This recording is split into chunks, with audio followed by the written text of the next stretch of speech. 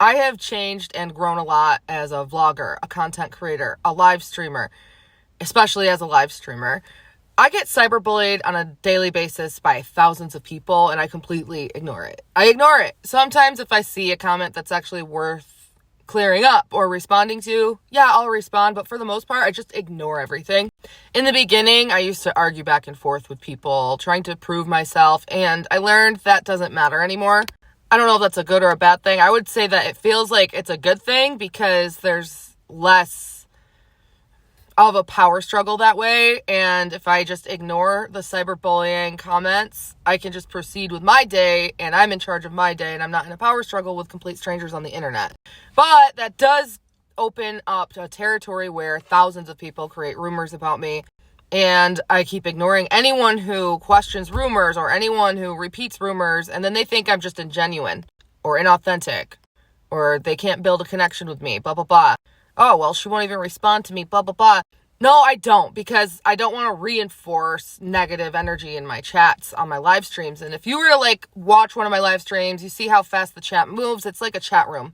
Nonetheless, the things that I don't react to publicly on my live streams or in my comment section are just taking place on the internet. And there have been a ton of things that people have done to me in my personal life that I no longer react to. And when I used to be a live streamer and people would do stuff in my real life, I used to cry about it, complain about it, argue about it, say this isn't fair. I would post it. The mail, that's the best example I can give you. For example, people used to mail me weird shit, and I would post videos about it and say this is fucked up. From adult toys to lots of different random books. People have mailed me books, letters, a noose with a bad note on it. They've mailed me other things I'm not even going to say. And I used to go back and forth for one example. That's just one example. Now, unfortunately, there's a group of people who abuse legal resources to torment me. They just want to control my live streams. They want to control my content. If I'm having a successful live stream and I'm collaborating with other streamers and there's hundreds of people, if not thousands of people watching, and some jerk off wants to take that away from me, they'll call the cops to my house, and it's really fucked up. Or if I'm parked in my car, they'll call the cops to my car. I have no choice but to end my live stream if cops show up.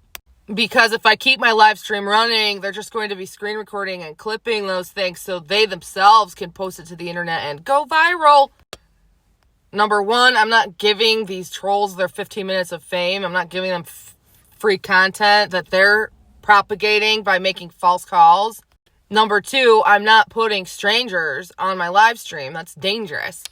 Well, last night I was cooking in my kitchen on a live stream. I was making lots of vegetables, and I briefly explained my son is having a sleepover.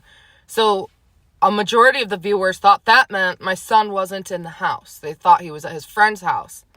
What they didn't know is that my son was having a sleepover at our house. I try not to give really any details about my kids, and if they're having a sleepover, I'll just say, oh, the kid's having a sleepover. I'm not going to specify or clarify because it's nobody's business. This is why I'm literally at this point, I can't even talk about my kids on the internet at all.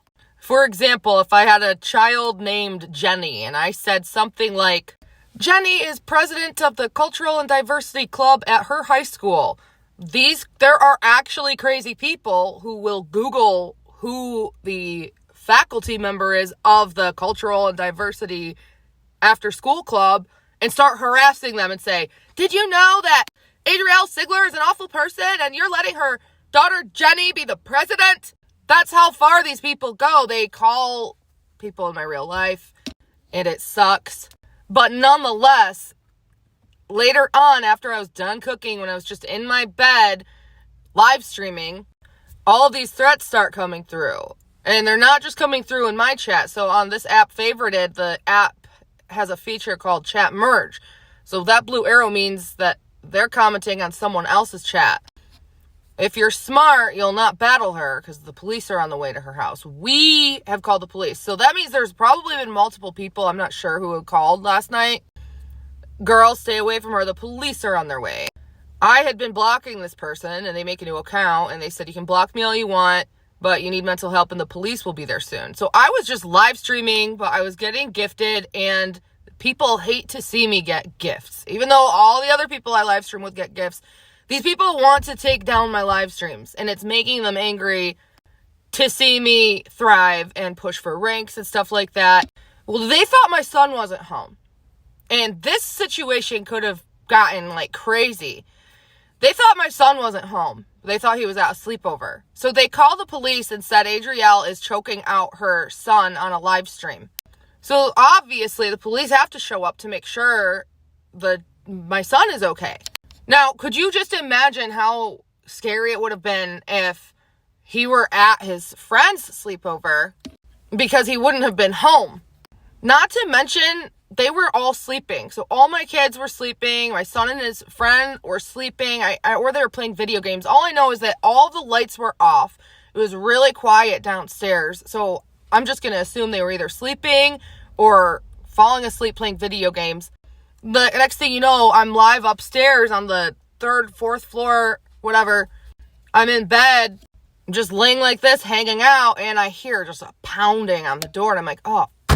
Because they sent this threat at like 9:30 p.m. I hear the knocks at 10:30 p.m. I didn't think they would actually do it. That's why I kept blocking and muting them. But I screenshot it just in case. And these people, in fact, made a false call. They gave a name. I don't know if it's a real or fake name. And they said that Adrielle Sigler is live streaming, choking out her son. So I had to call my son downstairs. He had to get out of bed, whatever he's doing. His friend stayed upstairs. And he just had to tell the police he's okay. And then my son went back upstairs. But I learned something unique last night. I learned that there's an open investigation pertaining to all of these false calls. And this investigation, I guess, didn't close last year when it opened. Because there were other names involved, other voices involved. So they were able to trace down false calls and get one name and charges pertaining to one person. But they kept the case open because they still weren't able to trace the other calls because there were other people involved in these false calls. And one of the officers said it's a case of abuse of the police. I also remember the last day of court when I went pertaining to one person who had charges due to false police calls. The detective who investigated the case was there, and I asked, well, what will happen if they keep making false calls? And he said at that point, we would take all of our evidence and forward it to the local FBI. I don't know if the FBI is involved. I know that when I hired attorneys to put together legal packets to go after individuals criminally, that the attorneys put those packets through to the local FBI, but I never heard anything back. And I have been ignoring false calls for like a year straight. I ignore it. I end my live stream. I don't talk about it. I've had to internalize all of this abuse. I can't talk about it to my community when I'm live streaming. I can't talk about it in any of my content because I just don't want to reinforce this behavior or bring attention to it. And I've been doing this for a year, just sitting in silence. And then last night I decided to just make a video because hundreds of people were probably wondering why I just abruptly said, oh my God, the police, and ended my live stream. And in the video, I'm explaining this is why I had to end my live stream. These jerks followed through with their threats. And then a huge mob of people just pointed their fingers at me and called me a liar. So I don't know why people on the internet are like this. I'm not here to prove anything to anyone. I'm not going to sit here and prove myself, take it or leave it. I would not lie about something like this. It's disturbing. It's sick. It needs to stop. And for you people who are coming in my comments section calling me a liar, you're just adding fuel to these sickos on the internet who are abusing legal resources to harass me. It needs to stop. And I don't know what else to say.